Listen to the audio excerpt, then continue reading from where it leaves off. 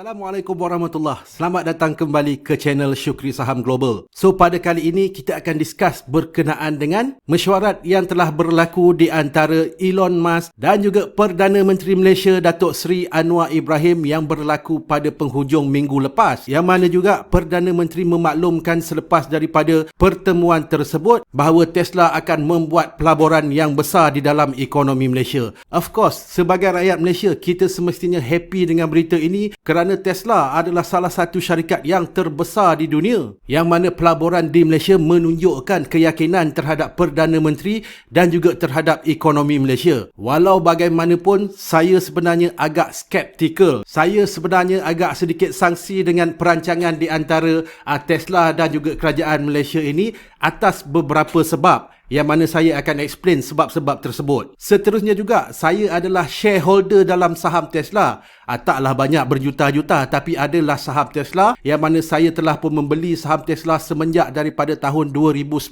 lagi. Jadi oleh kerana itu, saya mengikuti rapat perkembangan berkenaan dengan Tesla. Saya juga mengikuti rapat berkenaan dengan Elon Musk. Jadi saya sedikit sebanyak mengetahui berkenaan dengan Elon Musk dan juga Tesla ini. Anyway, saya akan explain kenapakah saya skeptikal, kenapakah saya sangsi tentang rancangan pelaburan Tesla di Malaysia ini. So jangan ke mana-mana, stay tuned.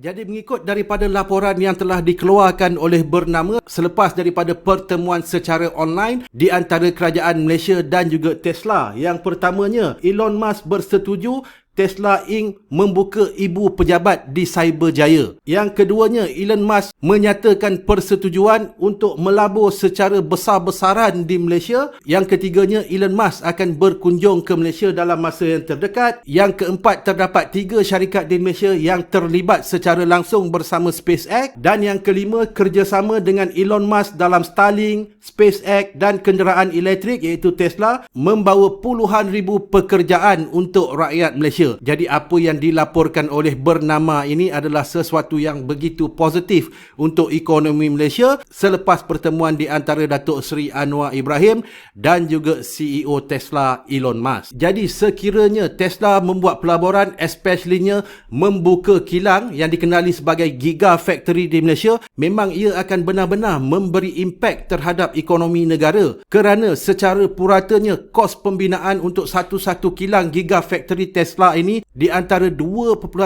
bilion dolar sehingga 5 bilion. Jadi kalau kita convert dalam ringgit Malaysia, satu kilang Gigafactory Tesla adalah di antara 20 bilion ringgit Malaysia. Jadi ini adalah satu pelaburan yang sangat-sangat besar. Dan kalau kita ambil contoh, Gigafactory di Berlin, Germany mempunyai 12,000 pekerja. Seterusnya, Gigafactory di Shanghai, China mempunyai 19,000 pekerja. Jadi bukan saja pembinaan kilang Tesla ini memerlukan perbelanjaan yang sangat-sangat besar bernilai hampir 20 bilion ringgit Malaysia, tetapi juga memberi peluang pekerjaan terhadap puluhan ribu pekerja. Jadi kenapakah saya agak skeptikal, saya agak sangsi dengan rancangan, dengan planning di antara Tesla dan kerajaan Malaysia ini. Jadi sebenarnya Elon Musk ini mempunyai sejarah, mempunyai pattern yang mana beliau selalunya adalah over-promising dan under-delivering. Dalam bahasa kita, seolah-olah seperti cakap tak serupa bikin ataupun selalu memberi janji bulan dan bintang. Jadi kenapa saya cakap macam tu? Kerana again, Elon Musk mempunyai pattern, mempunyai history sebelum ini membuat kenyataan-kenyataan over-promising dan under-delivering. Yang pertamanya berkenaan dengan robotaxi, yang mana robotaxi ini adalah sistem untuk kereta Tesla melalui level 5 full self-driving akan dijadikan sebagai taksi, iaitu pengguna boleh booking robotaxi ini dan robotaxi yang terhampir akan datang kepada location kita tanpa driver, tanpa pemandu dan kemudiannya boleh membawa kita ke destinasi yang kita nak pergilah. Jadi Elon Musk membuat kenyataan berkenaan dengan robotaxi ini pada tahun 2016 bahawa pada tahun 2020 robotaksi Tesla akan mula beroperasi. Tetapi pada masa ini dah pun tahun 2023, robotaksinya masih lagi belum menjadi kenyataan. Level 5 full self driving juga masih lagi belum menjadi kenyataan. Jadi ini adalah contoh Elon Musk membuat over promising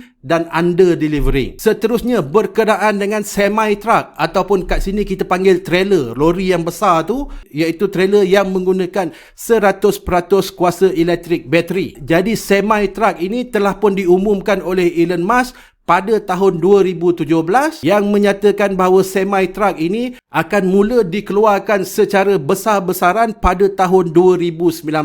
Tetapi sekarang pada tahun 2023 semi truck ini masih lagi belum dikeluarkan secara besar-besaran. Seterusnya Tesla Bot Optimus yang diumumkan oleh Elon Musk pada tahun 2021, yang mana Elon Musk menyatakan bahawa robot Optimus ini akan mula dihasilkan secara besar-besaran pada tahun 2023. Again, sehingga pada masa ini tiada lagi robot Optimus yang telah mula dijual. Seterusnya pada tahun 2020 Elon Musk juga membuat kenyataan bahawa SpaceX akan mula membuat penerbangan ke Mars tanpa penumpang pada tahun 2022. Again, sekarang ini pada tahun 2023 masih lagi ini belum menjadi kenyataan. Seterusnya pada tahun lepas Elon Musk telah didenda sebanyak 20 juta oleh SEC US tentang kenyataan Elon Musk yang dilihat menipu, iaitu mengatakan bahawa Tesla akan berubah daripada public company kepada private company, yang mana terdapat buyer untuk membeli Tesla pada harga $420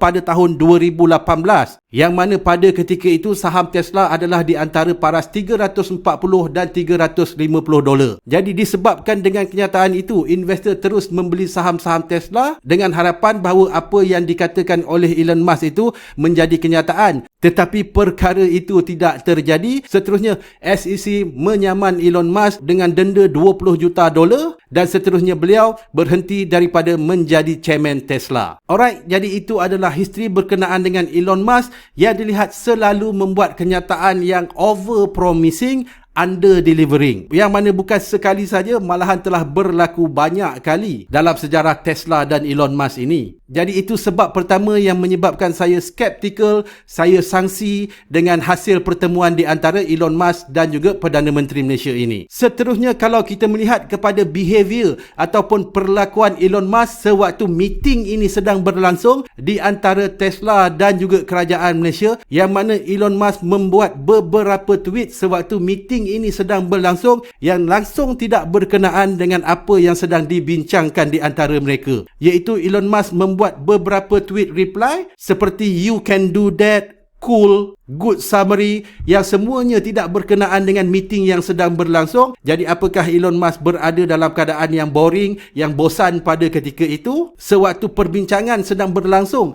dengan Perdana Menteri dan Kerajaan Malaysia yang dikatakan mempunyai nilai pelaburan berbilion-bilion dolar. Seterusnya juga, faktor yang ketiga yang menyebabkan saya skeptikal dan sangsi dengan planning yang dibuat oleh Tesla dan Kerajaan Malaysia ini, iaitu apabila kita melihat kepada current capacity kilang-kilang gigafactory Tesla di seluruh dunia, yang mana melalui 4 kilang Tesla yang telah pun beroperasi di Shanghai, di Fremont, di Berlin dan di Texas ini boleh menghasilkan 5 juta kenderaan maksimum output daripada kesemua kilang ini. Jadi berdasarkan kepada laporan tahun 2023, kesemua kilang-kilang ini menghasilkan output di sekitar 3 juta kenderaan ataupun 70 sehingga ke 75% daripada total maximum capacity. Jadi ini bermaksud kilang-kilang yang sedang beroperasi ini belum pun mencapai maximum total output. Jadi sekiranya itu menjadi petunjuk untuk membuat kilang baru,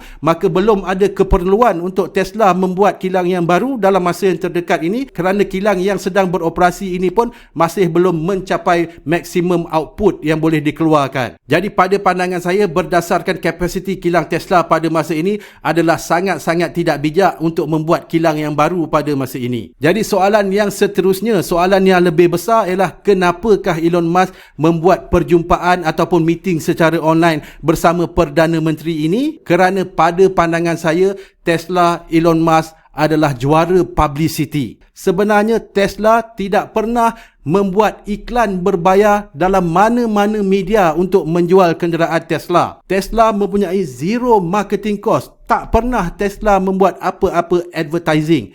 Walau bagaimanapun, pada tahun lepas Tesla menjual 1.3 juta kenderaan EV seluruh dunia dengan zero marketing. Jadi ini sebenarnya menunjukkan Elon Musk adalah raja publicity yang mana beliau boleh menjual berjuta-juta kenderaan Tesla dengan zero advertising. Jadi kalau kita tengok timeline berlakunya meeting di antara Elon Musk dan juga Perdana Menteri Malaysia ini adalah pada hari Tesla Malaysia melancarkan jualan dan menerima tempahan untuk Model Y di Malaysia. Jadi pada pandangan saya ini adalah satu percaturan yang telah dilakukan oleh Elon Musk untuk mendapat free publicity, zero advertising dengan menggunakan peluang meeting secara online di antara Tesla dan kerajaan Malaysia ini, seterusnya mendapat publicity secara besar-besaran daripada pelbagai media di Malaysia dengan zero cost, tanpa sebarang perbelanjaan advertising. Jadi pada pandangan saya ini adalah satu langkah yang sangat-sangat smart, sangat-sangat bijak daripada Elon Musk. Dan bukan itu saja, perjumpaan singkat 25 minit ini juga Elon Musk dapat menjual 40 unit Starlink, iaitu device untuk internet yang mana akan dibeli oleh kerajaan Malaysia. Jadi nampak gayanya Elon Musk juga mendapat bonus, mendapat keuntungan ekstra daripada perjumpaan ini dengan terus dapat menjual 40 juta unit Starlink kepada kerajaan Malaysia juga tanpa sebarang advertising. Alright, jadi itulah sebab kenapa saya agak skeptikal dengan apa yang dinyatakan oleh kerajaan Malaysia bahawa Elon Musk akan membuat pelaburan besar-besaran pada tahun ini, yang mana pada pandangan saya berdasarkan history Elon Musk yang sering membuat over promising dan under delivering, mungkin ini tidak menjadi kenyataan pada tahun ini. Yang keduanya juga, tadi kita telah melihat kepada current maximum capacity kilang Tesla yang boleh mengeluarkan 5 juta kenderaan setahun, yang mana pada masa ini hanya 3 juta kenderaan sahaja dihasilkan. Maka pada pandangan saya juga belum ada keperluan untuk Tesla untuk melabur, untuk membuka kilang yang baru. Seterusnya juga, tidak ada sebarang kenyataan rasmi daripada page Twitter Elon Musk berkenaan dengan pertemuan ini. Malahan Elon Musk dilihat membuat tweet-tweet yang tidak berkenaan sewaktu perjumpaan, sewaktu meeting ini sedang diadakan. Jadi itulah sebab-sebab yang saya sangat-sangat skeptikal dengan hasil pertemuan di antara kerajaan Malaysia dan juga Elon Musk ini. Walau bagaimanapun semestinya kita berharap supaya apa yang dibincangkan ini menjadi kenyataan, yang mana ini semestinya memberi manfaat kepada kerajaan dan juga kepada rakyat Malaysia secara keseluruhannya. Finally, bagi kawan-kawan yang ingin mendapatkan video belajar asas saham global secara percuma, kawan-kawan boleh refer di keterangan di bawah video ini ataupun di bio TikTok untuk mendapatkan video belajar asas saham global secara percuma daripada saya. Finally, semoga perkongsian ini bermanfaat. Saya sangat menghargai sokongan kawan-kawan semua, especially-nya yang meninggalkan sepatah dua kata di ruangan komen. Kita jumpa dalam video yang seterusnya. Assalamualaikum.